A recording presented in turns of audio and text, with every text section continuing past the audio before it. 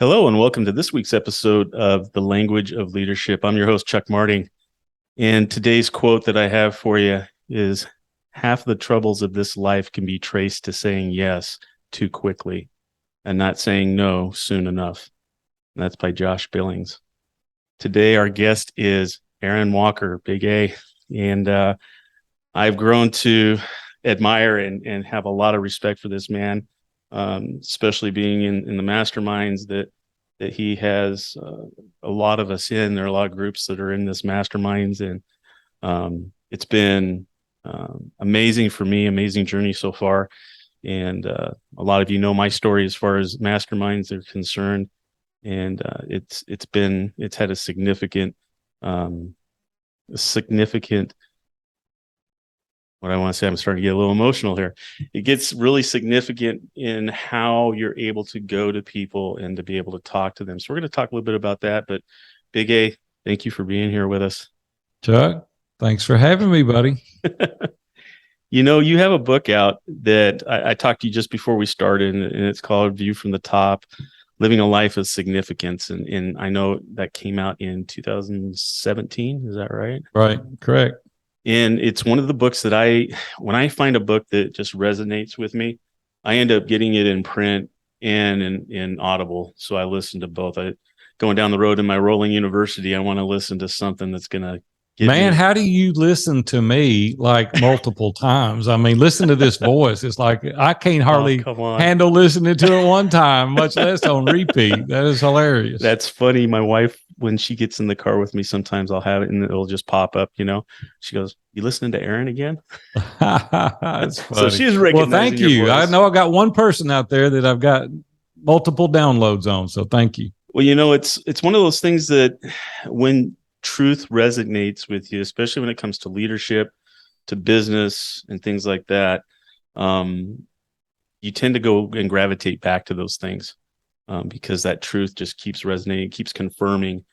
And I think a lot of what we're seeing today, especially in leadership, with people going back into the workforce after COVID, some people are still staying in the work and at home and trying to be a leader with people all over the place, all over the country, sometimes out of the country. I think now more than ever, understanding what leadership is and how to be a good leader is very significant. I know in my case, I've run across a lot of guys and a lot of people that have been listening to me for a while have said the same thing, that there's sometimes you walk in and a guy was a great employee, really good guy or gal, and they got everything done. And so they automatically think, you know what, this person's going to be a good leader. And they put them in that leadership position. Mm-hmm. Don't give them any training. They don't give them any guidance or anything like that. It's just like, go for it. And I find a lot of those people get very lonely. They get very lost in where they're at because you're just part of a team. And now you walk into the lunchroom and everybody stops talking when you walk in now. You're one of them. And so it's pretty hard for a lot of guys to go from being in that position of being part of the team to now being the leader, and you're being viewed a little bit differently. One of the things I really resonated with View from the Top was 3 words that I wrote down that I really liked, that kind of summed up my feelings of this: is purpose, happiness, and fulfillment. Those were the real main things that I got out of that. And I've learned in interviewing people that successful leaders are not born, they're taught. And I think that's one of the places I wanted to start with you is when you're looking at leadership and you've been in that role and you're still in that role, what makes a good leader? Yeah. Well, these are great questions. We could spend the remaining time on those 3 topics alone, right? Let me start with the first one, is purpose.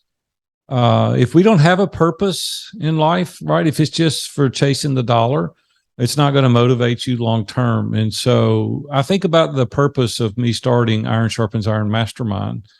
And in it is the transformational experience that I see in the lives of men that are walking this journey. They're trying to live out their vision, and oftentimes they don't have trusted advisors in their corner.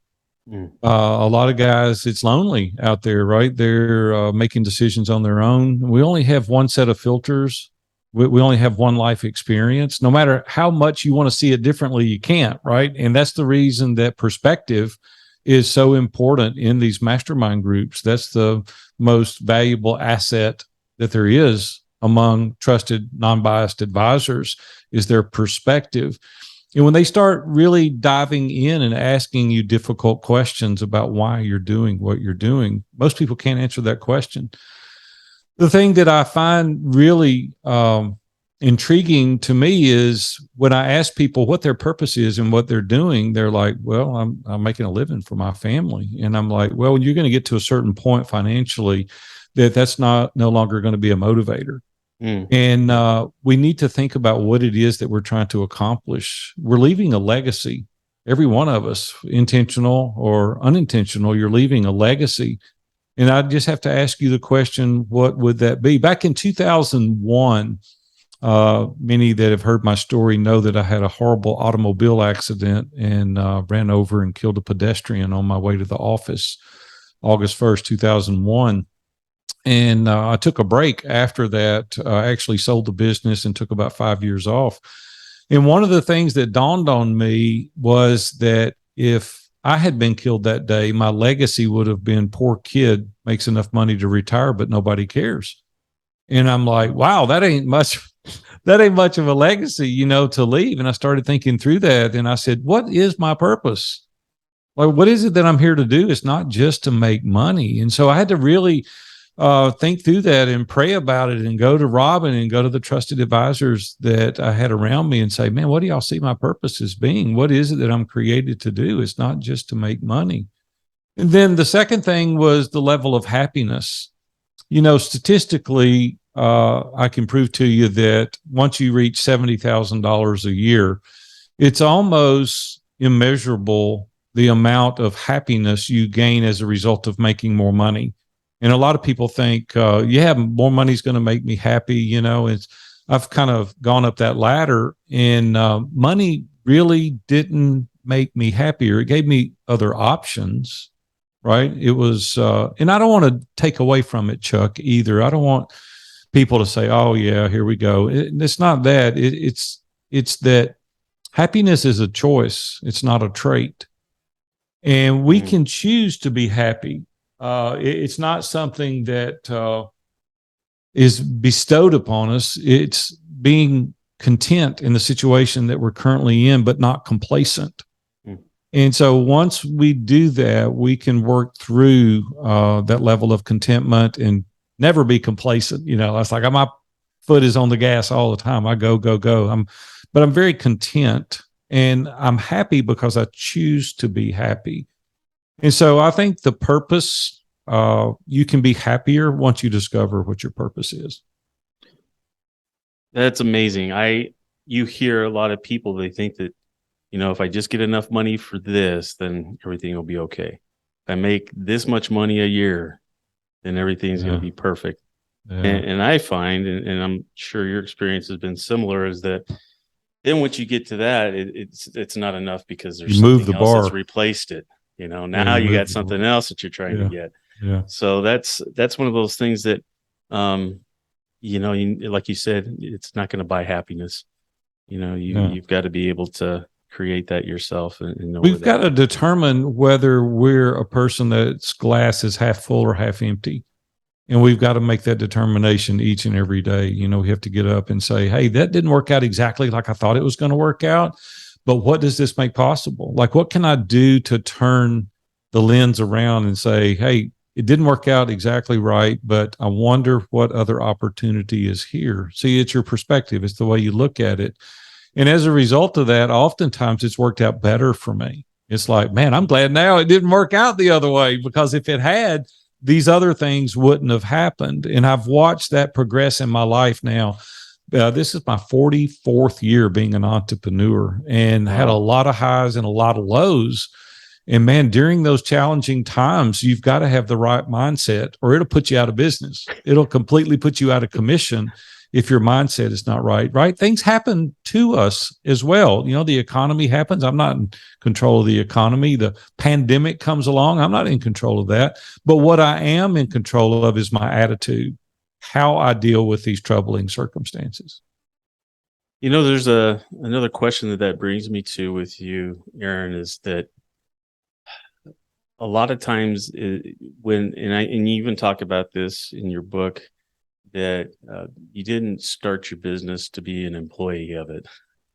Right. You're the leader and stuff like that.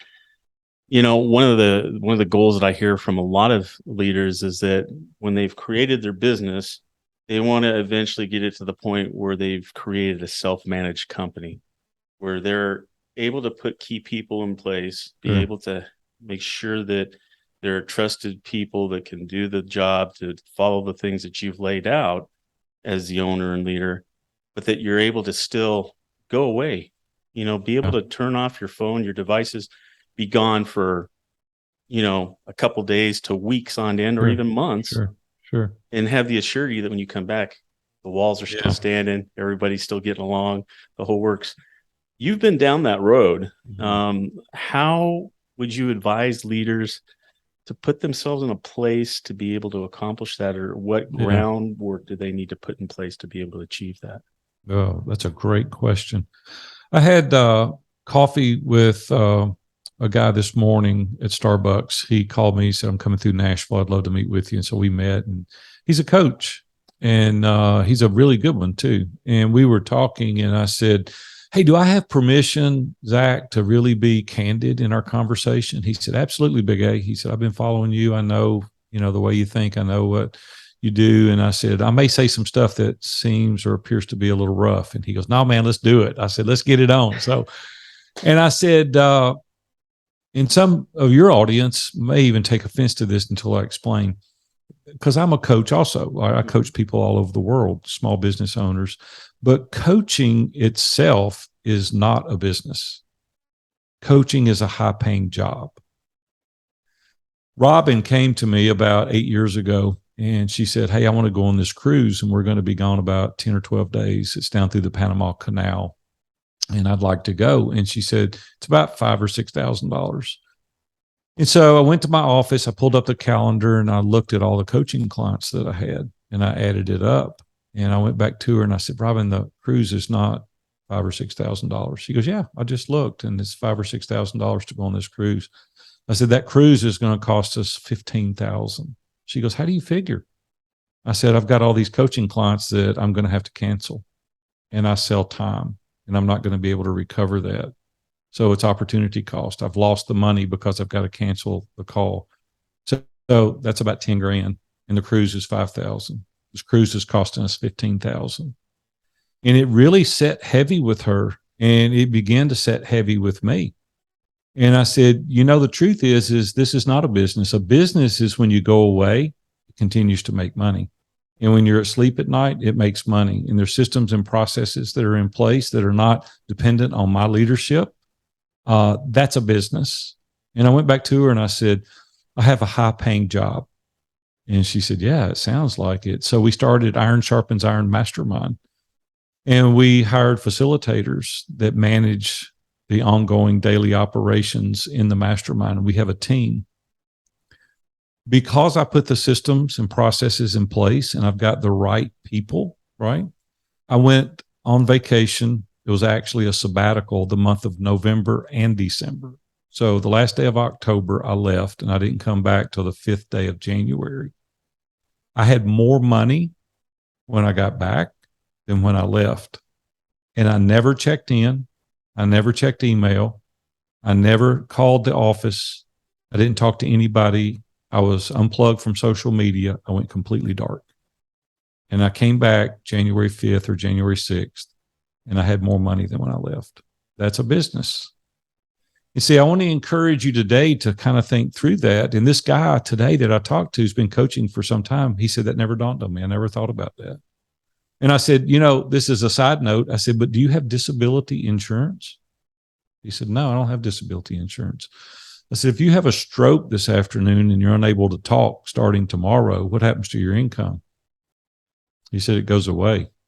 I said, you need to get disability insurance, right? Because right now you don't have a business, you have a job.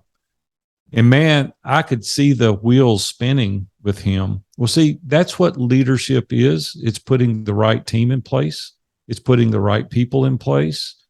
It's really articulating your vision well. It's having the people that you trust to stay in their lane of genius, not just in their zone of competence, that they can get in and not have to be micromanaged, and they can do their job. And that's what we've built here. It's taken us 10 years to build that. But now, as a result of having those people in place, we now have a business. We also have something that is an asset. See, in coaching, you have no asset. At the end of the day, you want to sell the business. There's nothing to sell because you are the business. With Iron Sharpens Iron Mastermind, at some point, I'm 62 now. I still got a lot of life in me, but at some point, Chuck, I'm going to be gone. Well, I've developed something that can live long after I'm gone, right? Because all the people are in place, the systems, the processes.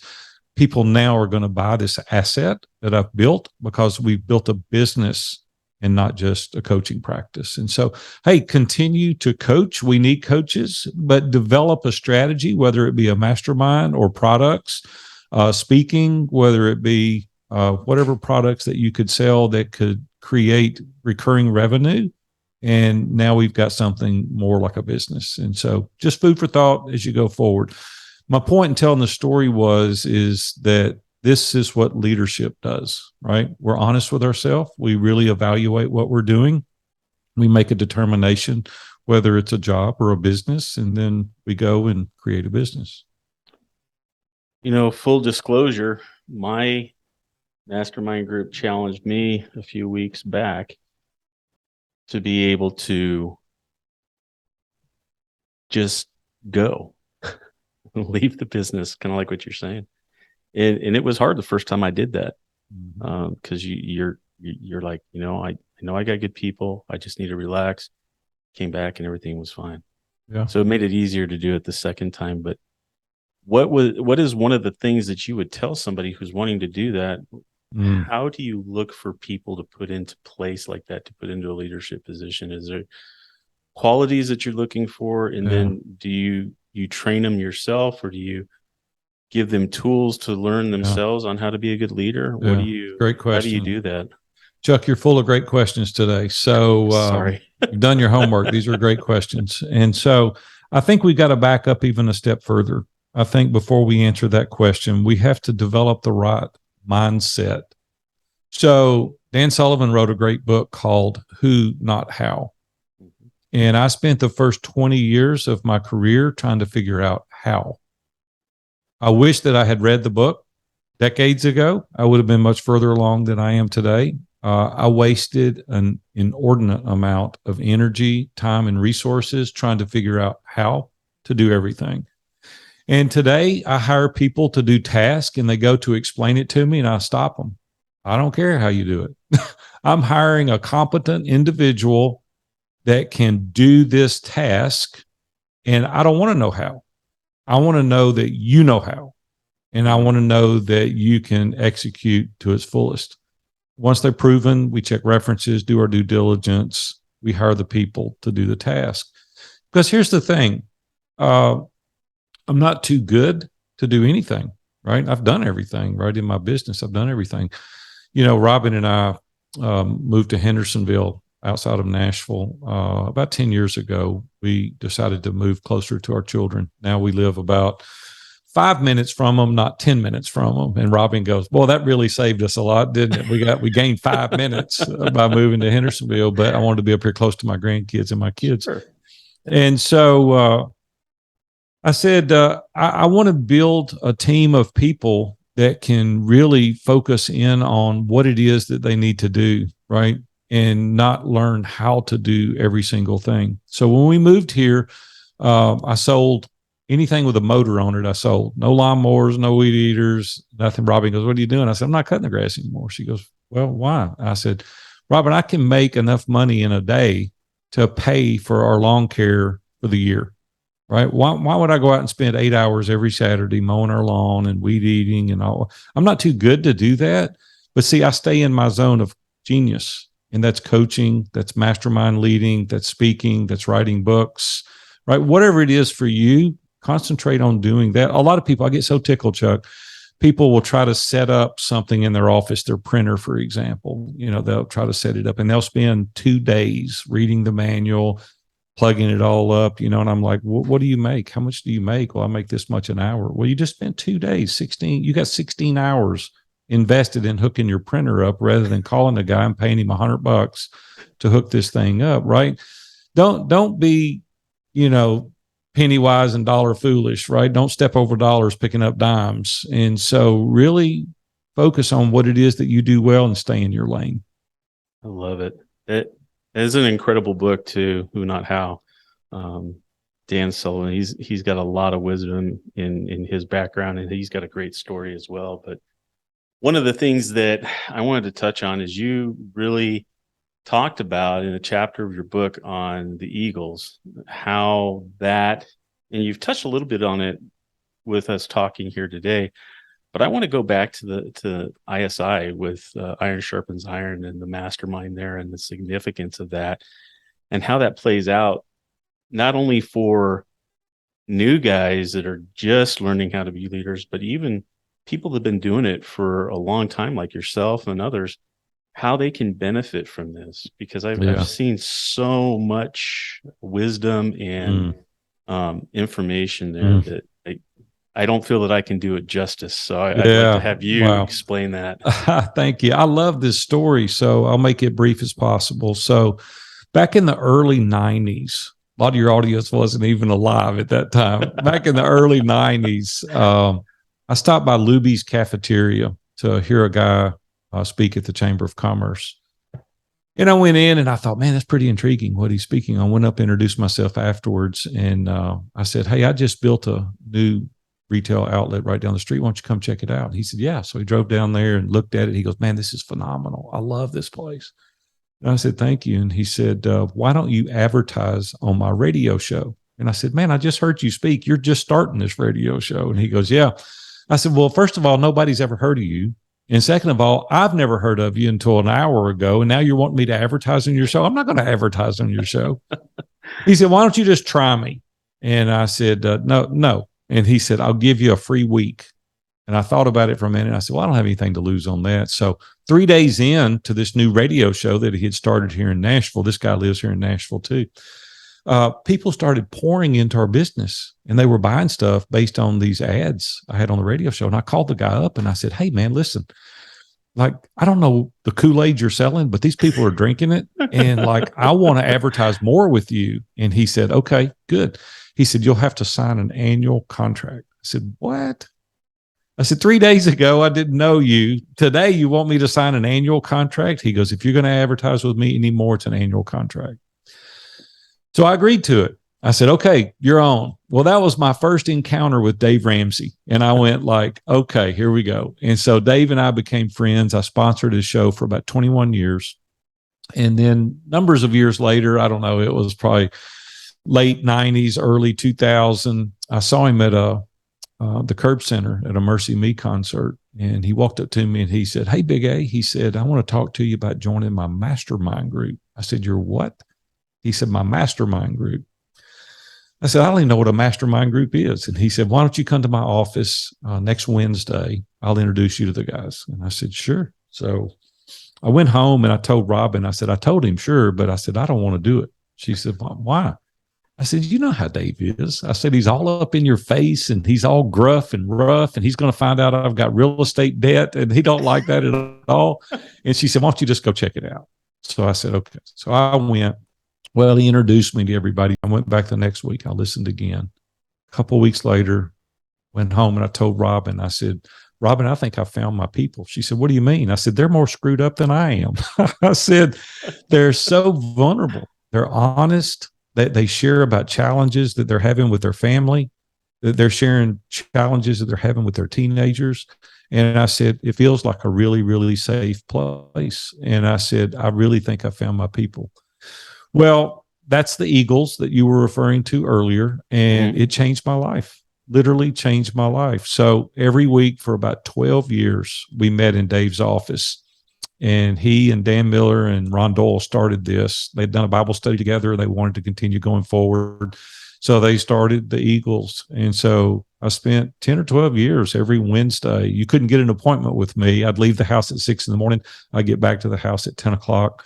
And we spent probably an hour, hour and a half masterminding. Then a lot of times I go to breakfast with some of the guys. And the reason I wanted to tell the story is that it eradicated isolation from my life.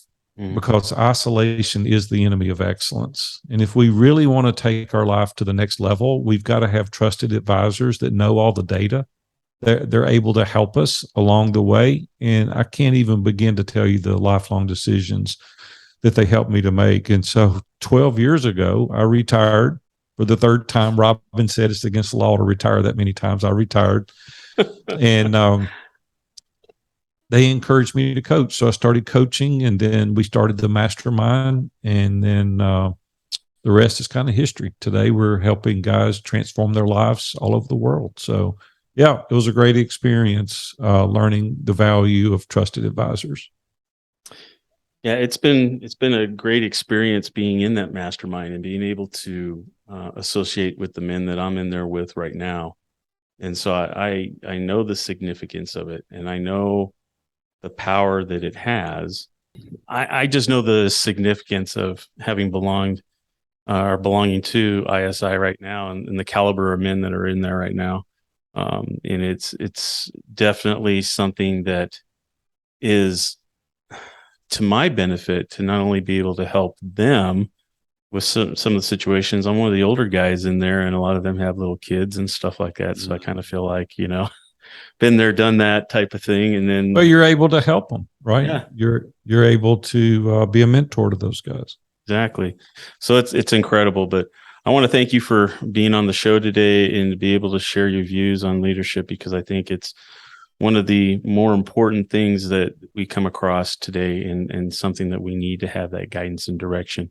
But before we go, there's a couple things I'd like to do, Big A, and one is just to acknowledge you and let you know how much we love and appreciate what you're doing, and the significance that it's brought into a lot of men's lives to be able to have that association, to be able to grow, and to continue to know that there are good people out there still, and people that we can confide in, which is a rarity today, and to be able to know that they're looking out for our best interest, and to be able to mentor and bring that kind of a powerful group together is just incredible.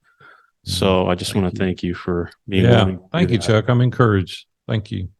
The other thing is I know that you read, and I know that you just recommended a book just a little bit ago, Who Not How. But is there any other book that you would recommend to a new leader that they would need to read to help give them the guidance and the principles that they need to be a successful there's leader? tons of books out there to read. A book that's kind of a go-to that helps you is Never Split the Difference. Chris Voss wrote that book. It's really, really a good read. There's so many. The easiest thing to do would be go to our website, viewfromthetop.com, and there's a book recommendation list. And so just download that there, and give those away. And there's dozens of books on there. Awesome. Well, thanks again for being on the show today, and I look forward to having you back on at some point to share some more knowledge and wisdom with us. Yeah, if you want to learn more about us, just reach out to viewfromthetop.com, and we would love to have you check out our mastermind group. We've got 15 groups right now, and God's really laid on my heart to continue to grow that. And if it sounds like something that would be of interest to you, reach out to us, but it's viewfromthetop.com. Well, Big A, we're going to make sure we have all that in the show notes for everybody, make it easy for them to get to there. So again, thanks for being here, and thank you. Look forward to seeing you again. We'll see you. Thanks.